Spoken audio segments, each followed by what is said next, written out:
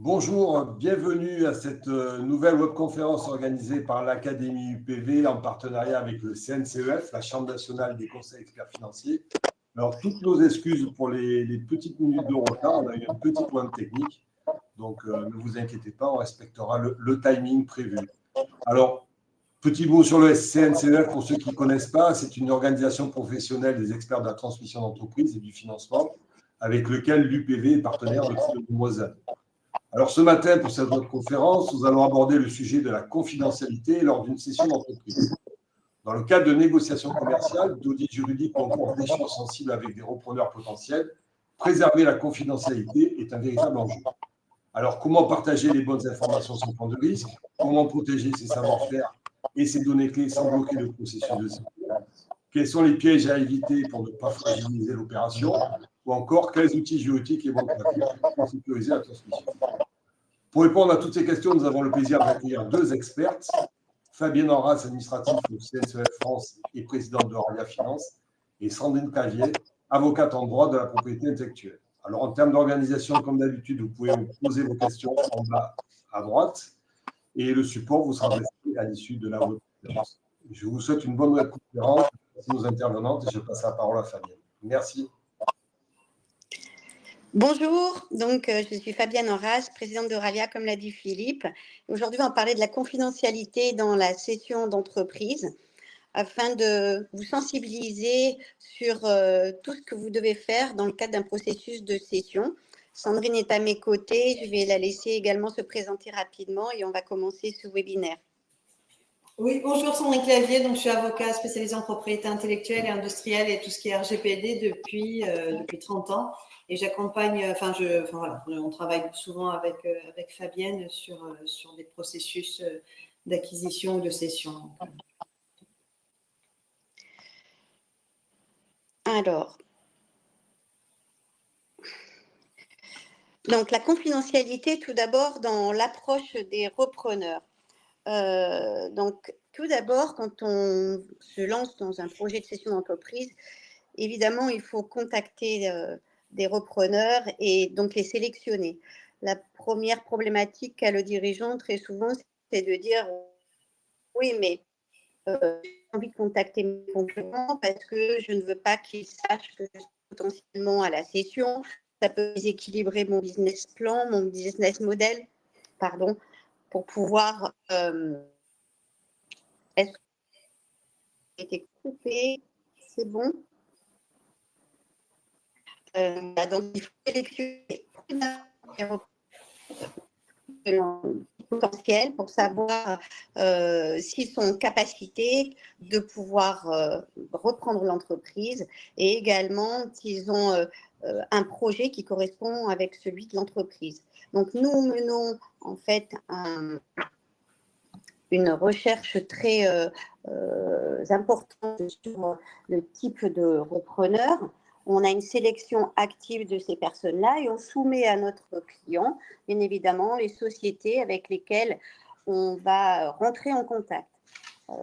Donc, la problématique qu'on peut avoir également, c'est de savoir si on va leur fournir les éléments, quels éléments on va pouvoir fournir à ces repreneurs. Donc, on fait signer en général au préalable, enfin pas en général, systématiquement, on fait signer ce qu'on appelle un NDA. C'est un engagement de confidentialité qui va couvrir en fait les échanges entre le cédant et le repreneur. Parfois, ce NDA peut être bilatéral puisque le repreneur peut avoir également de son côté besoin de couvrir la confidentialité sur ses projets de développement. Donc, à ce moment-là, on va faire signer aux deux parties.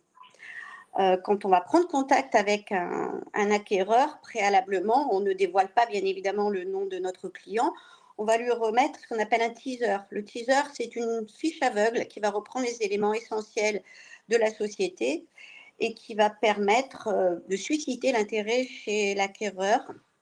Et c'est là qu'on va lui faire signer l'engagement de confidentialité. Donc, comme vous l'avez compris, tous les acquéreurs que nous contactons sont validés par notre client préalablement. Dans le cadre d'un concurrent, on peut éventuellement travailler également en deux étapes. C'est-à-dire qu'on donne en général accès après la signature du NDA on lui donne accès à une plateforme sécurisée qui est une data room dont on va parler un peu plus largement tout à l'heure, et sur lequel il va trouver un mémorandum d'information qui va reprendre l'ensemble des éléments qui vont lui permettre de se faire une idée de l'entreprise et de savoir s'il veut se positionner comme acquéreur. Dans le cadre de concurrents, on va protéger un peu plus ces informations-là en procédant préalablement à un rendez-vous en vis-à-vis, en fait, en direct, entre cédant et repreneur, auquel j'assiste systématiquement, pour que le cédant se rende bien compte, en fait, que le repreneur est un repreneur crédible et qu'il a vraiment la volonté d'acquérir l'entreprise. Et c'est seulement à l'issue de ce rendez-vous et après avoir échangé à nouveau avec mon client que nous lui donnerons l'accès donc à la data room pour qu'il ait accès aux mémos et aux éléments financiers de base. Se pose aussi la question de la confidentialité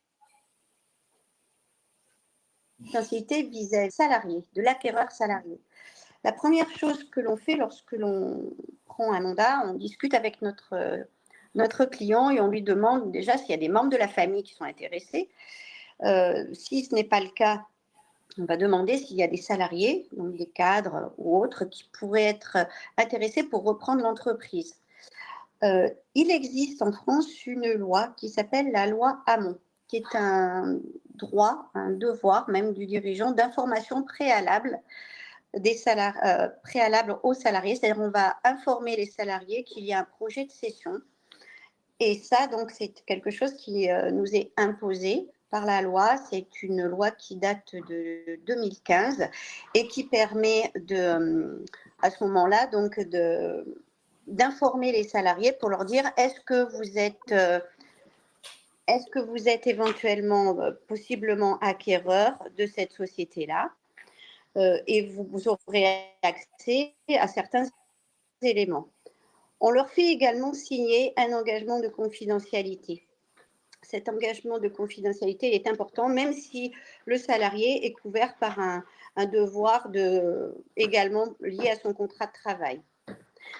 Mais cette loi Hamon, vous voyez qu'elle peut quand même être déstabilisante pour l'équipe. Donc, il faut le faire à minima 2 mois avant la vente de la société et au maximum 1 an avant. Donc, on a un délai qui est assez court et vous vous rendez bien compte que si on avertit le salarié juste 2 mois avant, alors qu'on est déjà en négociation avancée avec un autre repreneur, il va avoir du mal à boucler son projet et trouver un financement. Donc, en général, on travaille bien en amont avec notre dirigeant pour voir s'il y a des acquéreurs potentiels parmi les salariés. On les rencontre. On peut les mettre éventuellement en concurrence avec des acquéreurs externes.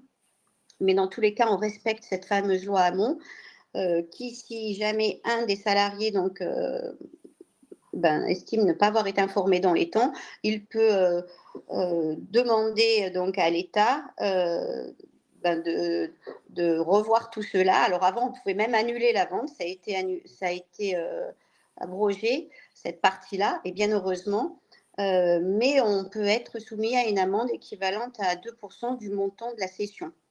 Donc, ce n'est pas anodin et chaque avocat qui est impliqué va demander le respect de cette fameuse loi Hamon. Ensuite, donc, une fois qu'on a fait cette sélection des acquéreurs, notamment quand on a des concurrents, tout à l'heure je disais on peut le faire en 2 étapes, c'est une possibilité pour nous justement de mieux cibler le repreneur potentiel. Maintenant, donc, nous allons parler de la confidentialité et du partage des informations, mais avant la lettre d'intention, ce que j'appelle la LOI, c'est la lettre d'intention. Effectivement, nous utilisons un outil sécurisé qui s'appelle une data room, sur lequel chaque acquéreur va pouvoir se connecter et accéder aux informations. On n'envoie pas les mémos par mail ou mémos papier comme ça pouvait se faire il y a 20 ans. Ça n'existe plus. Donc, notre acquéreur va se connecter à cette data room pour avoir accès aux mémos et aux éléments financiers. Dans cette data room, on va mettre des éléments qui sont suffisants pour que l'acquéreur puisse prendre connaissance et dire est-ce que le dossier m'intéresse ou pas, mais il y a des éléments qu'on ne va pas donner, notamment par exemple le nom des salariés ou certains contrats clients pour garder une confidentialité maximum. On attendra d'avoir avancé dans les négociations avec l'acquéreur qui nous produise donc cette fameuse lettre d'intention qui est le premier document en fait, juridique, la première marque d'intérêt sous conditions suspensives. Et donc, une fois qu'on saura mieux dans quelle direction nous allons en termes de prix, en termes de conditions, sur la garantie d'actifs passifs, sur l'accompagnement, sur les conditions suspensives, par exemple de financement, etc., on va échanger avec lui, on va négocier, et c'est seulement une fois qu'on aura accepté cette fameuse LOI que l'acquéreur aura la possibilité de faire des audits. Et donc, c'est la phase d'après que nous allons voir. Alors, dans cette phase qui est un peu sensible, le futur acquéreur a accès à des informations qui ont trait finalement à l'avance concurrentielle et finalement à l'intérêt que pourrait susciter pour lui l'acquisition de votre entreprise.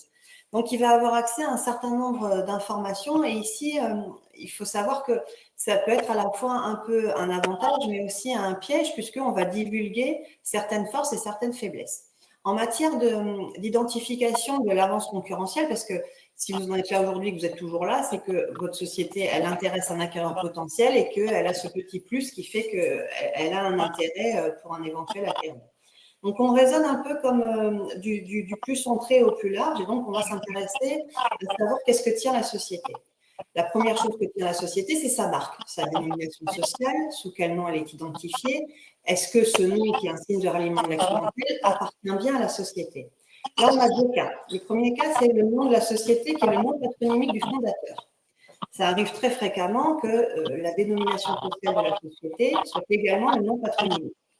Dans cette hypothèse, effectivement, il va falloir regarder si le nom va être cédé concomitamment à la cession d'entreprise ou pas.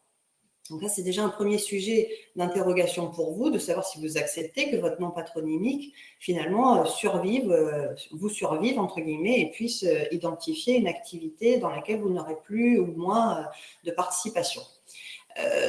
On a beaucoup de jurisprudence sur ce sujet, Inès de la Fressange, Bordas, il y a énormément de jurisprudence qui viennent dire que le nom patronymique, quand il identifie une société, on a des exemples très frappants dans la région, je pense notamment à Pelinck, à Pertuis. Donc, on a comme ça des noms de sociétés qui sont également un nom patronymique et qui ont un fort rayonnement. Donc, ça, c'est un point d'attention. L'autre point d'attention, c'est que comme ce signe, il est un élément du fonds de commerce puisqu'il fait partie, en fait, du ralliement de la clientèle, on va vérifier si la marque, elle est bien au nom de la société. Très souvent, on s'aperçoit au moment de ces audits que la marque, elle est restée dans le nom du fondateur. Alors, parfois de manière délibérée, parce qu'on s'est dit qu'on ferait un gain ultérieur, parfois parce que dans l'urgence d'un dépôt à titre conservatoire, on l'a fait à son nom. La difficulté, souvent, c'est que de raisonner sur la cession d'une marque, parce qu'un investisseur, quel qu'il soit, un acquéreur, quel qu'il soit, n'achètera pas une société qui n'est pas propriétaire de sa marque, ni de sa dénomination sociale, évidemment. C'est vrai que ce n'est pas forcément le meilleur moment pour organiser la cession. Il y aura des impacts fiscaux, patrimoniaux, qui auraient mieux été anticipés avant et en tout cas qui vont peser dans la négociation, puisqu'encore une fois, une société qui n'est pas propriétaire de sa marque ou des marques de ses gammes de produits, elle n'a pas la même valeur que si elle tient ces signes distinctifs. Ça, c'est le premier point sur l'aspect marque, dénomination sociale. Ça va également de pair avec les noms de domaine. Souvent, on s'aperçoit d'ailleurs au moment de la communication que le nom de domaine, il est resté à la propriété du webmaster qui s'est occupé de la création du site et des adresses email. Donc, c'est des sujets qu'il vaut mieux avoir anticipés parce que ça fait désordre au moment de la réalisation des audits. Donc, autre point, donc j'ai dit, il y avait la marque, la dénomination sociale, les noms de domaine. Il y a également, est-ce que la société, elle tient une technologie, est-ce qu'elle a une avance concurrentielle qui est liée à une création intellectuelle, par exemple, un logiciel métier qui a été spécialement créé pour elle, une application mobile par lequel elle communique ou elle fait des services particuliers, un site internet ou carrément une technologie brevetée. En fait, on a tout un panel de création dont on va vérifier que la société en est bien titulaire. Donc, c'est vrai que sans rendre compte, encore une fois, au moment moment des audits, ce n'est pas le meilleur moment pour valoriser sa société. Donc là, on va vérifier d'autres points. On va vérifier si les personnes qui ont contribué à ces créations, que ce soit un logiciel, un dessin et modèle, un design, peu importe, un brevet, si les personnes physiques qui y ont contribué ont bien cédé leurs droits. Parce qu'en matière de propriété intellectuelle, il faut savoir une chose, c'est que ce n'est pas parce que j'ai un employé qu'il m'a cédé ses droits de propriété intellectuelle, ce n'est pas parce que j'ai recouru à un prestataire externe, voire même un bureau d'études que je peux avoir payé fort cher, que pour autant, je suis titulaire des droits de propriété intellectuelle. L'idée n'est pas de faire un cours de propriété intellectuelle aujourd'hui, mais juste de vous sensibiliser sur le fait que, en matière de propriété intellectuelle, c'est-à-dire de création humaine, il faut qu'il y ait un acte de cession des droits de propriété intellectuelle en bonne et due forme, que ce soit dans une clause des contrats de travail, que ce soit dans des dispositions contractuelles particulières avec un ou plusieurs prestataires externes. Donc, il y a un enjeu de vérifier que la société, elle est bien propriétaire de son avance concurrentielle, de sa propriété intellectuelle. Et encore une fois, c'est dommage, et c'est fréquent, c'est pour ça qu'on vous en parle, c'est dommage de s'en apercevoir au moment des audits parce que la copie n'est pas très propre et du coup, en termes de valorisation, on aurait pu régulariser des cessions de manière anticipée qui aurait peut-être conforté vos droits et les droits de la société sur sa propriété intellectuelle et qui aurait évité d'aller poursuivre des discussions dans lesquelles on a divulgué certaines faiblesses. Donc voilà, on est vraiment sur cet aspect-là. Et après, on a tout un pan qui est aujourd'hui une réglementation qui s'est un peu complexifiée, notamment si on devait parler d'une réglementation parmi toutes celles-là, on a cité le LAB et le RGPD, mais le RGPD en particulier, aujourd'hui, c'est un process qui nécessite en fait d'identifier les flux de données personnelles, donc un nom, un prénom, un numéro de sécurité sociale, une adresse email, un numéro de portable, ce sont des données personnelles qu'on traite dans le cadre de l'entreprise, mais qu'il va falloir documenter. Il faut savoir aujourd'hui que quand on a notamment, et c'est un peu cynique de le souligner, mais quand on a par exemple des fonds d'investissement américains ou des sociétés américaines qui viennent investir dans des sociétés françaises, et bien typiquement le fait de ne pas être conforme au RGPD, c'est-à-dire de ne pas avoir mis les bonnes mesures de protection et d'identification des données personnelles, ça fait partie de garanties d'actifs et de passifs déplafonnés. C'est-à-dire que aujourd'hui, il y a un véritable enjeu. Pourquoi? Parce que le niveau de sanction est tellement élevé, on est à 20 millions d'euros par infraction ou 4% du chiffre d'affaires, qu'en réalité, sur l'aspect RGPD, il y a vraiment des drapeaux rouges qui sont souvent identifiés par les auditeurs si le minimum de protection et de sécurisation de la donnée n'a pas été mis en œuvre dans l'entreprise. Et là encore, c'est dommage de s'en apercevoir au moment de ces audits parce que c'est du process, mais ce n'est pas si compliqué. En fait, le site de la CNIL est particulièrement bien détaillé sur les mesures à prendre. Et c'est vrai que bon, c'est de la documentation, mais c'est un peu comme tout, c'est le premier pas qui compte. Mais la conformité RGPD, de toute façon, j'allais dire, c'est pas une option. On est censé l'être, donc ça fait partie des choses qu'il vaut mieux avoir anticipé avant de divulguer le fait qu'on n'a rien fait, puisque ça se voit très vite, dans le cadre de la data room.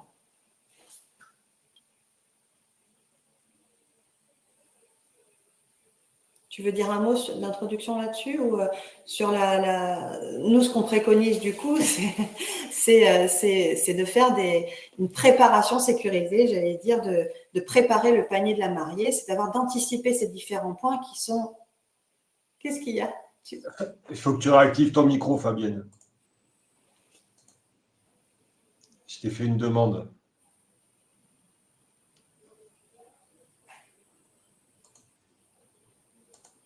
Tu ne peux plus parler. On lui a coupé la parole.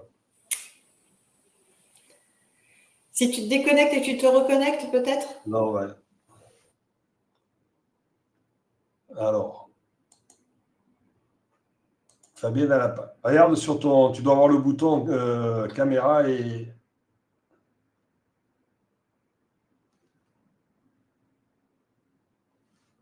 Bon. Alors.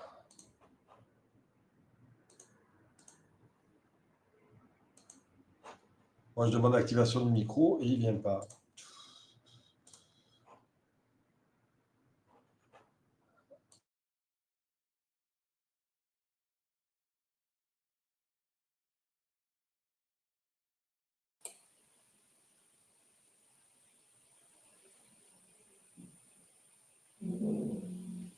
Est-ce que tu veux que j'avance sur cet aspect-là?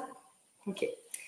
Donc, ce sera moins bien que toi, mais surtout, ça sera que sur ma partie, puisque par définition, moi, je traite surtout les aspects propriété intellectuelle, avance concurrentielle, mais en gros, la VDD, comme on dit, c'est-à-dire la vendor due diligence, c'est…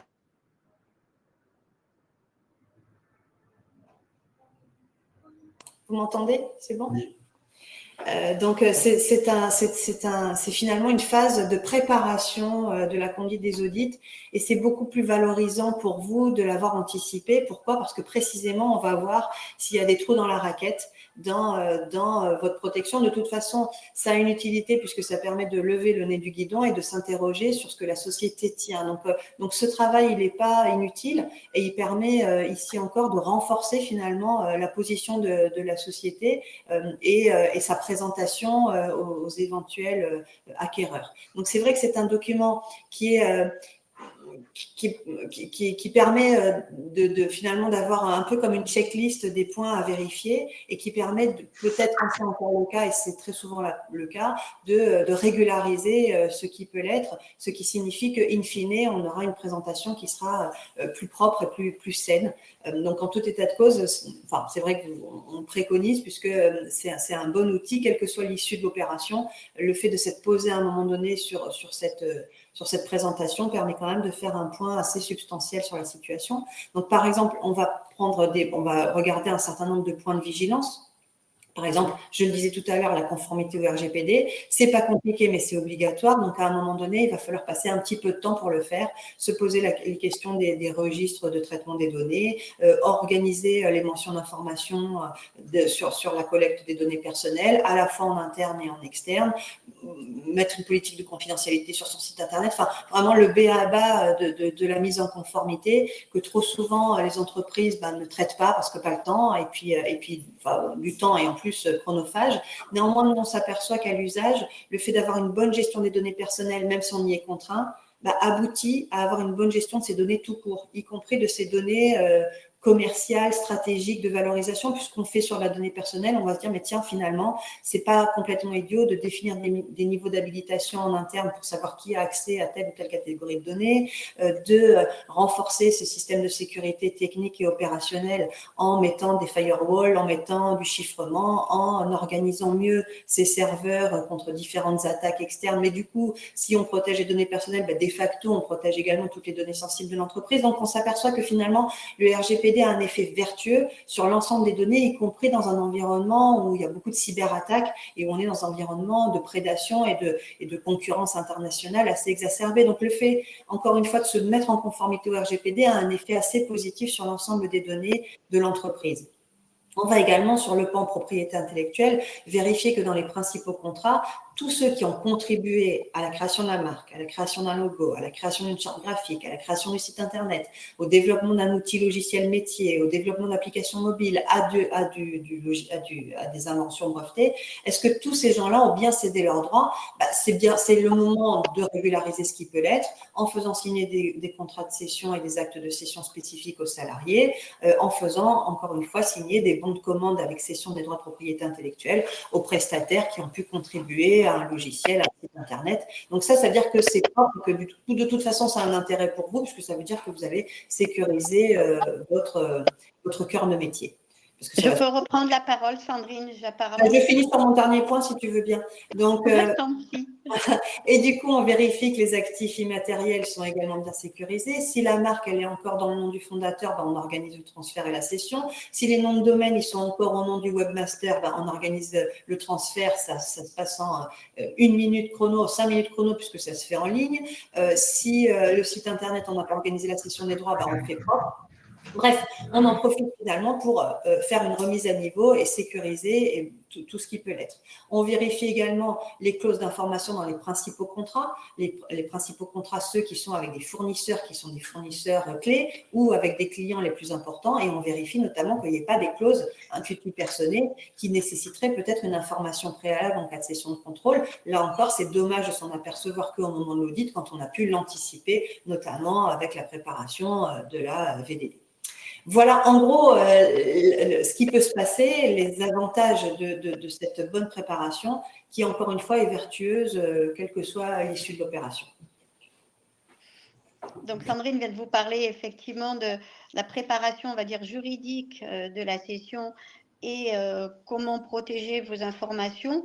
On peut également l'utiliser en matière financière, puisque dans la vendor due diligence, qu'on appelle la VDD, c'est la préparation anticipée. Vous faites faire les audits de votre propre entreprise par un cabinet extérieur, donc pas votre expert comptable, parce que sinon il est jugé partie, donc il faut que ce soit effectivement un cabinet extérieur qui va auditer vos comptes.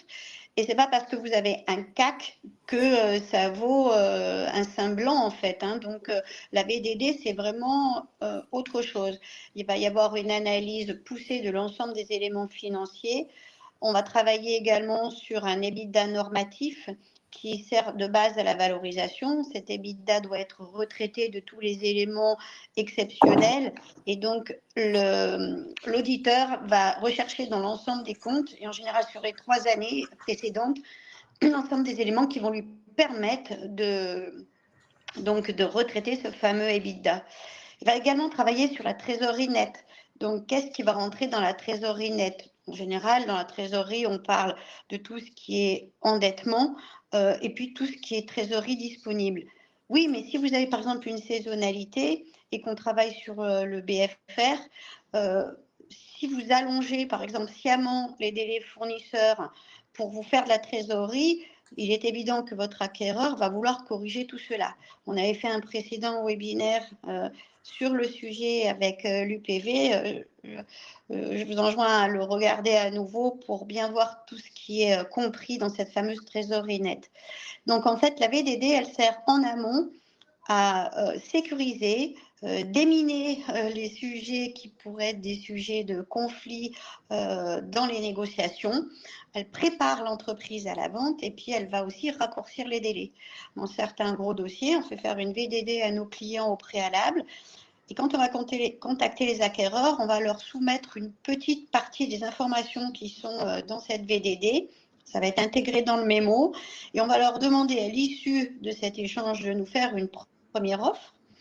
S'ils sont dans la shortlist des acquéreurs retenus, à ce moment-là, on va leur ouvrir, donc en général, on l'ouvre à 3, 4 acquéreurs maximum, on va leur ouvrir une VDD, donc ils vont avoir accès à l'ensemble des éléments pour ensuite faire une offre ferme.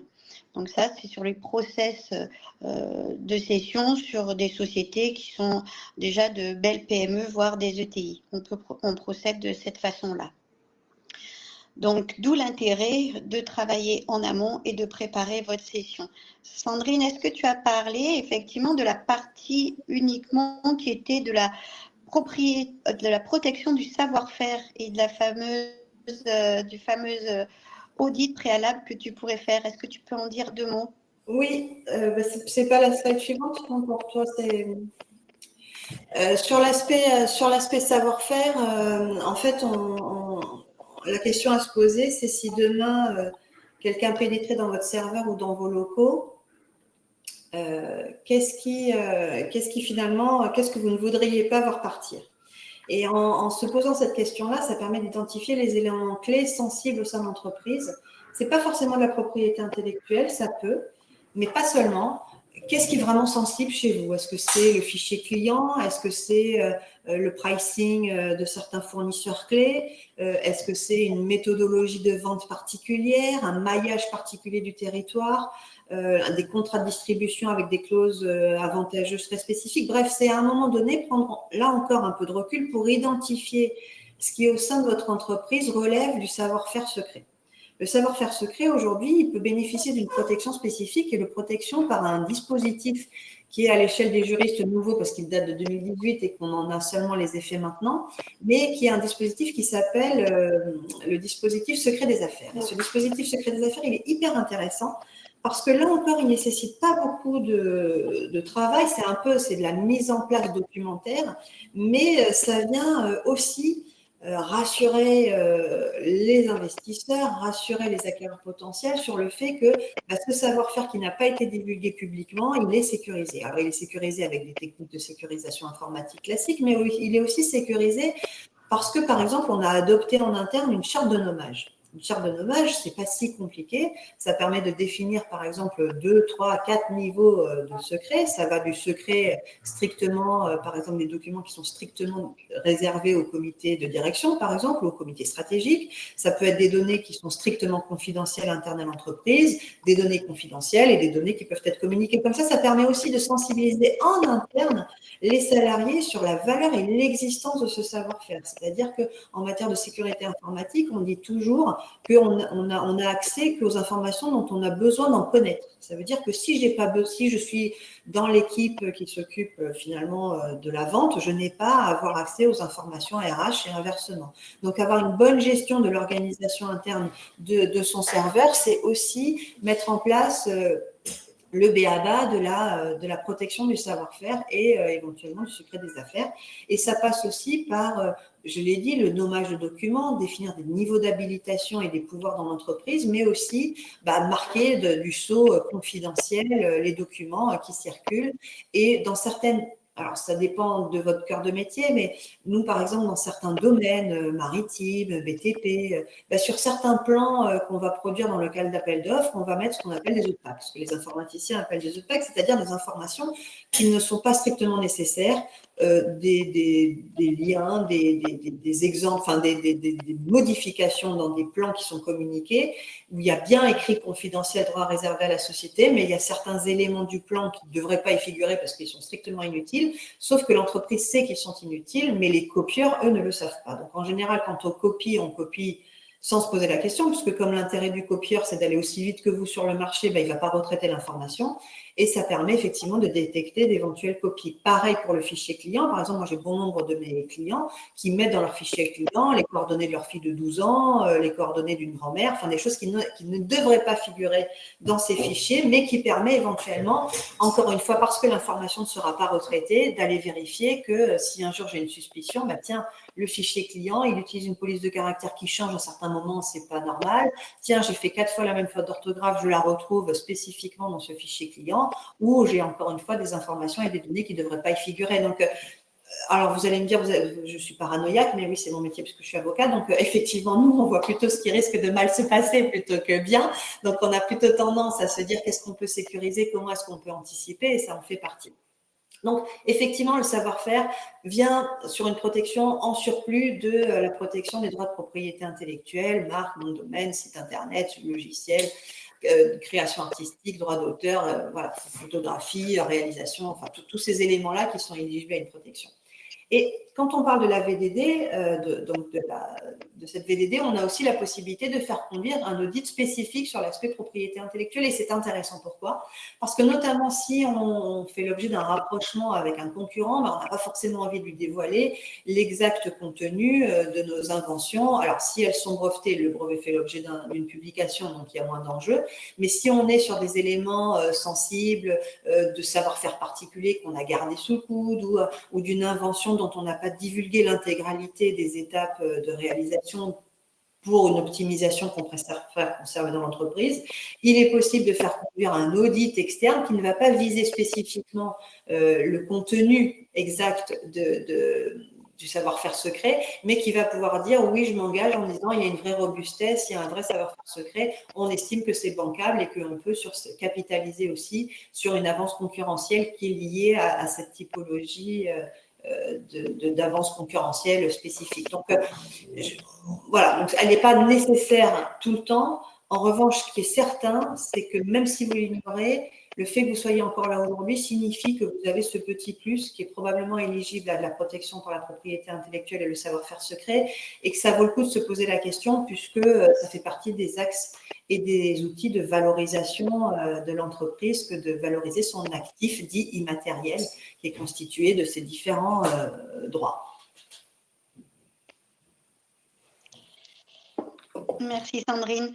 On va terminer sur la confidentialité dans la conduite interne de la session. Donc, tout à l'heure, je vous ai parlé de comment, la loi Hamon dans le cadre de l'information de vos salariés préalablement à la vente, donc à minima 2 mois avant, comme je vous l'ai expliqué tout à l'heure. Néanmoins, s'il n'y a personne dans l'entreprise qui est en capacité de reprendre, il est quand même intéressant de les informer et de le faire de façon, on va dire, structurée. En général, ça se fait lors d'une réunion.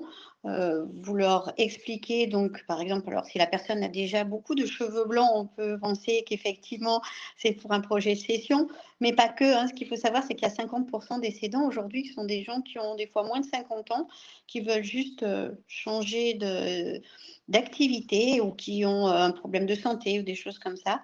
Donc, il n'y a pas que des personnes âgées qui vendent en fait pour partir à la retraite. Donc, des fois, les salariés vont être très surpris et c'est déstabilisant. Donc, il y a en fait tout un process d'information préalable de ces salariés pour travailler, préparer le terrain en amont. Donc, on prépare un projet, on dit qu'on est par exemple plus en capacité financière de mener tous les développements et donc on va ouvrir son capital. Donc, ça fait partie de l'information préalable, ou qu'on cherche effectivement un bras droit pour développer, redonner du dynamisme à la société. Enfin, tout ça pour construire une belle histoire également, pour informer vos salariés préalablement et ne pas déstabiliser l'entreprise. Mais il n'y a pas que les salariés. Quand on contacte, nous, par exemple, des acquéreurs, on le fait de façon très confidentielle. Tous les dossiers d'Euralia ne sont pas sur des plateformes comme Fusac ou OCRA. Hein.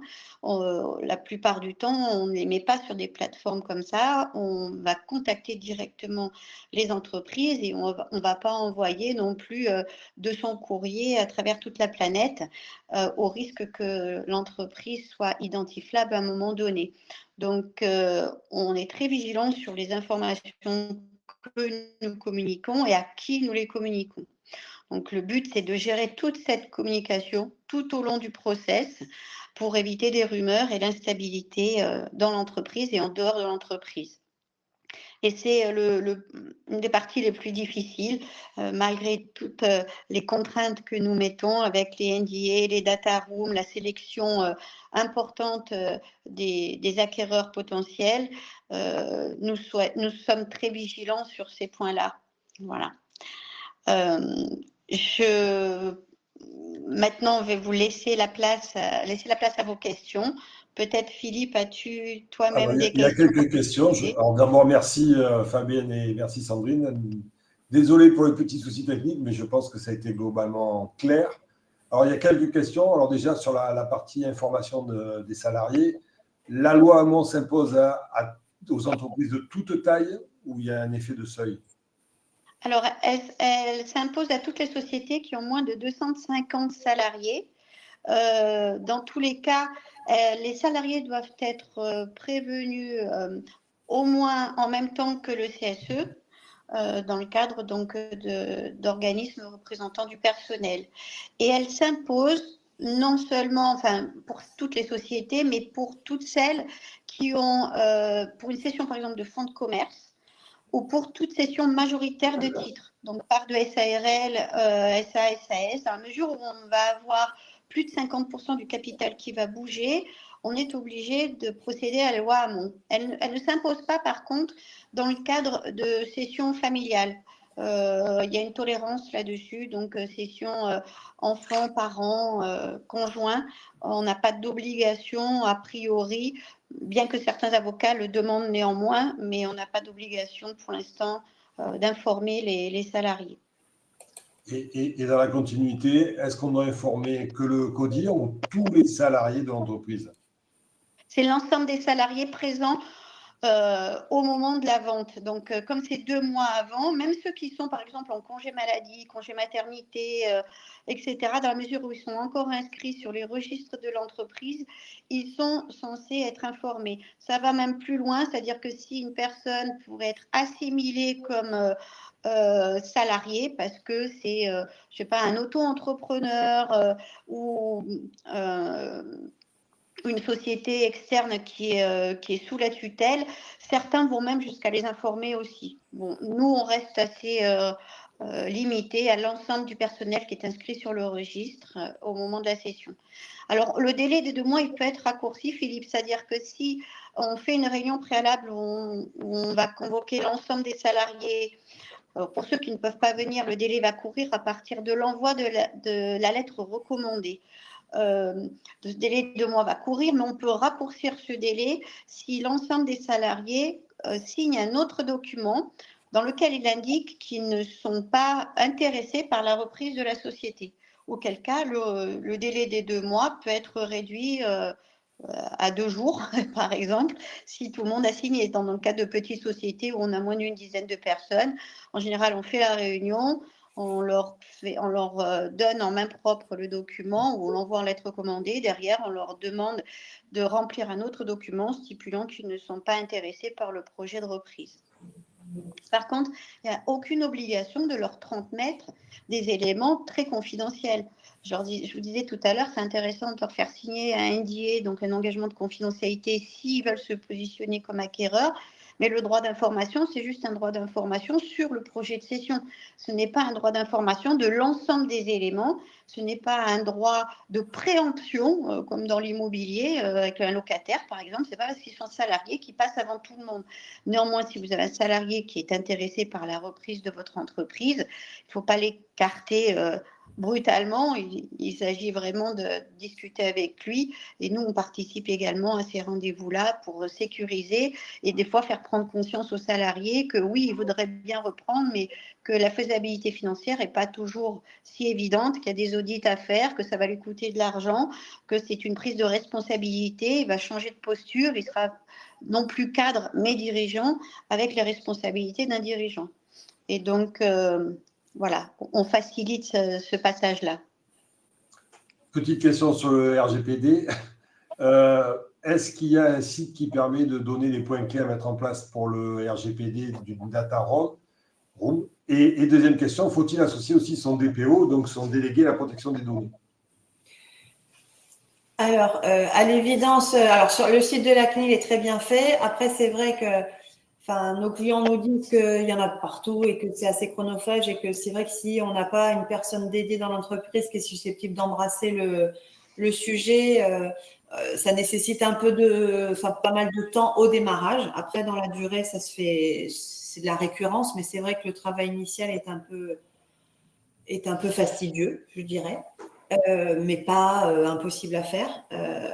Voilà, donc ça c'est le premier point. Donc sur le site de la CNIL, on explique tout ce qui doit être pris en compte, les différents seuils, l'organisation des registres, les mentions d'information, etc. Ce qu'on peut faire, les durées de conservation. En fait, il faut savoir répondre à 5 questions. Quelle typologie de données je collecte? Qui les collecte? C'est-à-dire, est-ce que c'est moi? Est-ce que je suis dans un groupe de sociétés? Est-ce que d'autres personnes peuvent y avoir accès? Et si oui, quand et comment? Comment est-ce que je protège et je sécurise les données? Pour quelle est la finalité du traitement? Pourquoi est-ce que je collecte les données? Si je collecte les données de mes salariés, par exemple, j'ai des obligations légales pour créer le contrat de travail. Par contre, si je collecte la couleur de leurs yeux, il n'y a pas d'intérêt. Donc, on est vraiment dans la justification et la minimisation de la collecte. Donc, il faut justifier pourquoi je collecte telles données et éventuellement ne pas les conserver. Par exemple, quand je vérifie l'identité de quelqu'un, je peux ponctuellement, dans certains cas, me faire communiquer la carte nationale d'identité, mais je ne suis pas censée la conserver sur mon serveur. Enfin voilà, ça fait partie des choses où on doit minimiser la collecte. Et quelle est la durée? La durée de conservation et l'actualisation des données sont les deux points les plus compliqués à mettre en place dans l'entreprise. La durée, il faut qu'on ait un outil qui signale au bout d'un moment que la donnée est obsolète parce que on ne peut pas conserver les données ad vitam. Donc ça, c'est un vrai process interne qu'il faut mettre en place pour pouvoir anonymiser ou supprimer les données qui ne sont plus utilisées. Par exemple, pour des données de prospection commerciale pour un client, la clinique s'est positionnée, on peut les démarcher et les conserver en base active pendant 2 ans, faire du démarchage pendant 3 ans, les mettre en base archive pendant 5 ans au total, et ensuite, il faut les supprimer. Donc, il y a un vrai process à la fois informatique et juridique à mettre en place. Donc ça, c'est une aparté. Et l'autre point qui pose aussi difficulté pour les entreprises, hormis la durée qui est un vrai sujet, parce que là, la CNIL quand elle fait ses contrôles, si des données sont conservées au-delà de la durée raisonnablement nécessaire, elle sanctionne. Et l'autre point où elle sanctionne aussi assez aisément, c'est l'actualisation des données. C'est-à-dire, je continue à écrire à quelqu'un qui a déposé le bilan ou je continue à écrire à mon correspondant chez un fournisseur qui a démissionné depuis 5 ans. Ça ne va pas être acceptable pour la CNIL de ne pas avoir vérifié au moins une fois par an, avoir mis un process de validation des données. Donc, il y a pas mal de choses à mettre en place en réalité. Et le DPO, s'il y en a un, puisqu'il n'est pas nécessaire dans toutes les entreprises, ça dépend de l'activité, ça dépend de certains seuils, ça dépend de la sensibilité des données collectées. Mais s'il y a un DPO, oui, c'est bien qu'il soit associé, puisque lui va être le garant de la communication des registres et de la justification des différents process qu'il a mis en œuvre au sein de l'entreprise, donc pour être compliance avec le texte. Donc, oui, c'est une bonne idée. C'est qu'un plus, en fait, c'est une labellisation, c'est un gage de… Donc, ça ne peut pas nuire. Merci. Alors, peut-être une dernière question pour conclure. Faut-il prévoir des clauses de confidentialité ou y a-t-il intérêt de prévoir des clauses de confidentialité post-session?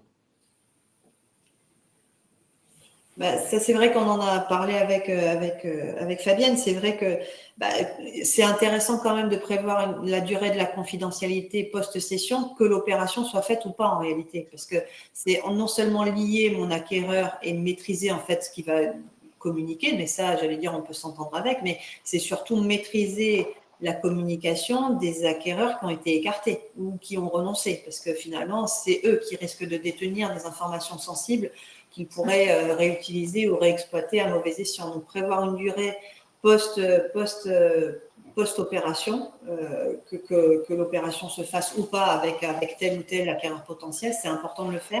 Je sais que Fabienne, toi, tu mets un délai de 36 mois, me semble-t-il. Après, je pense que la durée, elle se négocie, puis elle dépend de la sensibilité de l'activité de l'entreprise. Si on est dans une entreprise qui est particulièrement innovante avec énormément de savoir-faire, je pense que la durée de la confidentialité, elle doit être beaucoup plus étendue que 36 mois. Donc, en fait, ça va être quand même de jauger par rapport à la sensibilité des informations de l'entreprise cédée. Mais oui, c'est très important de le prévoir pour maîtriser la communication post-opération.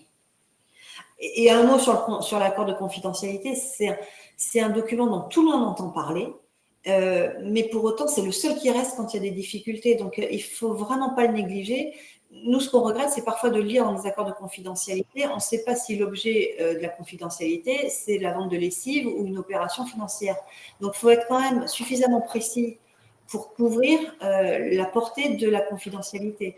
La Cour d'appel de Paris s'est prononcée sur la violation d'un accord de confidentialité où il y avait écrit « Tout ce qui est échangé entre les parties est confidentiel ». Le juge a dit « Moi, je ne me substitue pas aux parties pour statuer sur ce qui est confidentiel ou ce qui ne l'est pas. Donc, dans le doute, je ne sais pas me prononcer, donc je ne condamne pas pour violation de l'acte. » Donc, on voit bien que pour qu'il soit efficace, il faut avoir non seulement l'accord de confidentialité, mais aussi un process de nommage des documents dans lequel je mets confidentiel partout, dans lequel je réitère que c'est confidentiel. Et si je vois apparaître dans le cadre des négociations des personnes qui ne devraient pas être là ou qui se retrouvent en copie d'informations et que je ne connais pas, il faut faire jouer sa faculté de je suis étonnée, il y a un accord de confidentialité. Est-ce que vos ayants droit ont bien signé un accord similaire, une portée forte de la confidentialité par les différents intervenants. Ça, c'est vraiment important parce que pour qu'il y ait un cercle de confidentialité, il faut y veiller. Si on se dit, j'ai signé un acte en tout début d'opération et je ne réitère pas et je ne m'intéresse pas à sa portée, on aura du mal à la rendre effective si effectivement il y a une violation quelconque dans un délai de, par exemple, 1 an ou 1 an et demi après l'opération. Merci beaucoup. Alors écoutez, s'il n'y a plus de questions, on va pouvoir clôturer cette webconférence. Donc je vais remercier nos intervenants ce matin pour leur explication très claire. Je remercie donc Sandrine Clavier et Fabienne Enras. Je vous donne rendez-vous pour la prochaine webconférence mardi prochain, le 14. On sera dans le cadre d'un rendez-vous de la cybersécurité. On abordera le sujet de l'hébergement des données. Est-ce qu'il faut opter pour le cloud ou est-ce qu'il faut opter pour le local? Ce sera le sujet de la semaine prochaine. Donc je vous invite à poursuivre nos rendez-vous. Bonne journée à toutes et à tous. À très bientôt. Merci à tous. Au revoir. Au revoir.